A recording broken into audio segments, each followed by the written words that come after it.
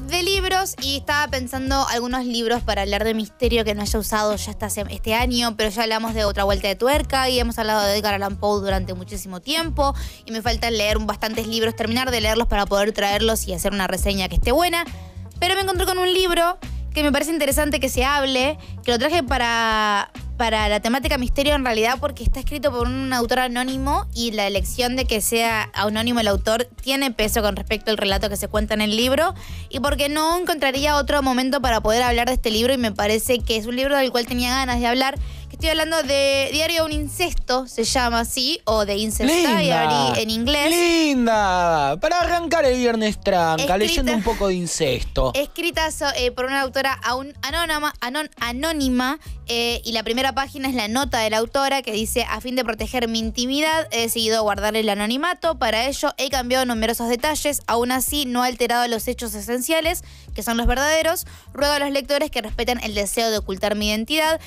Cosa que me parece que tiene mucho sentido porque cuando empezás a leer estas páginas son desgarradoras, ¿sí? Cuando hablamos de Diario de un Incesto, es un libro que salió hace un par de años y causó bastante revuelo en lo que es la escena literaria de Estados Unidos, porque no creo que ellos hayan tenido nunca... No creo siendo la palabra clave acá, porque la verdad que no tengo todo leído como para saber si sí o si no, pero en un contexto del diario en primera persona, contar los relatos de abuso sexual que recibió una mujer a manos de su padre desde que tenía unos 3 años hasta que tenía 21 años. Muy picante. Muy picante, muy terrible, muy...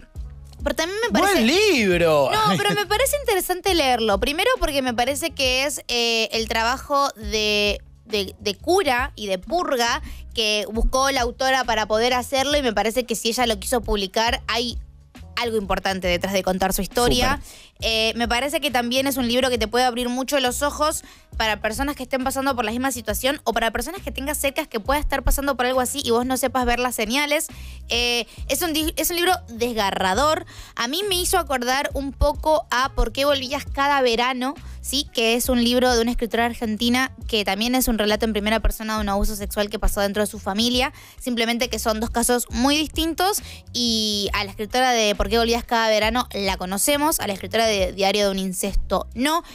También me parece que el vínculo familiar entre padre e hija, como se cuenta en este libro, es interesante de leer. El incesto es ese gran silencio y ese gran tabú que no se anima casi a tocar nadie, ya sea entre hermanos, hermanes muy incómodo para hablar, boludo. Es muy incómodo para hablar. Mal. Por eso me parece que un libro de este peso es importante para empezar a sacarle el tabú, porque si no hablamos... charlarlo a fin de año en la mesa de Navidad. Es que si no hablamos de ello, pareciera que no sucede, y en realidad sucede. O sea, lo que no se nombra no existe, básicamente. Entonces, si no empezamos a traer estas conversaciones incómodas, la gente que sufre estos abusos... Clave para Navidad.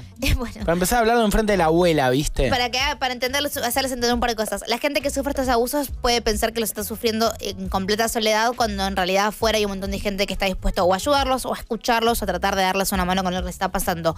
Es una lectura muy cortita, sí, porque son 100 y pico de páginas, pero son 127. Pero es imposible leerlo de un tirón porque necesitas cerrar el libro porque es muy gráfico. Tienes que parar a vomitar. Es muy gráfico y con esto también es como un trigger warning para aquellos que estén interesados en leerlo. Tiene escenas muy explícitas de abuso sexual. Clave ese trigger warning porque... Claro, no es como una historia que va a hablar de un abuso sexual y no va a tocar... los detalles más oscuros y los detalles más morbosos dentro de la situación, sino que ella define, por ejemplo, o especifica exactamente qué le pasó en ciertas ocasiones. Entonces me parece que si alguien eso lo puede sensibilizar, no le recomendaría que lo lea. Sí, repito, me parece que es una lectura recomendada porque también habla de cómo el entorno alrededor de ella bancó y creó esta red de silencio cuando ella empezó a denunciarlo. Ella nunca lo denunció a la policía, por ejemplo, sino que, bueno, como decía al principio, como que su manera de sacarse de encima lo que le había pasado era escribir este libro, publicar y que la gente conozca su historia, pero habla de cómo, no sé, la madre, la tía, la vecina, todas personas que sabían le decían como que se deje de romper las pelotas, básicamente. También habla de una historia de abusos dentro de su familia que no solamente son solo de su padre, sino también de su abuela a su padre, de su abuela a su hermano. Entiendo. Como un entrabado complicado que no te va a hacer nunca empatizar con el perpetuador de los abusos, pero sí te va a poder hacer entender un poco más qué es lo que está sucediendo. Y no es un libro para empatizar, es un libro para leer y pensar y reflexionar y entenderlo. Y leer estos testimonios. No es un libro para leer en una tarde de sol, no es un libro para leer solo en el colectivo, es un libro para leer con el cuidado que hay que tener de estos temas, pero repito, si no se hablan estos temas no existen y la realidad es mucho más terrible siempre que la ficción y que lo que podemos leer en Twitter, en Instagram o ver en Netflix. Entonces me parece importante que si tenemos estas voces, sobre todo traducidas al español, porque este libro estuvo en inglés durante mucho tiempo y ahora ya al final está traducido al español por la editorial Malpaso, aprovechemos y generemos las conversaciones incómodas que hay que empezar a tener con testimonios de primera mano. En el medio también la chica que escribe es mujer cis heterosexual, ella lo explica.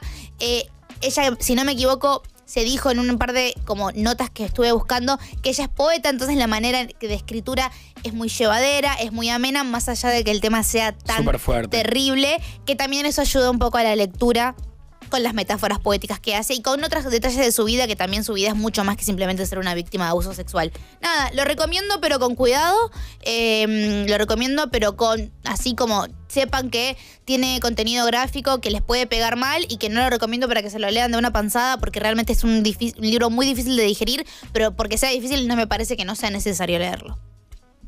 ¿Qué mierda es?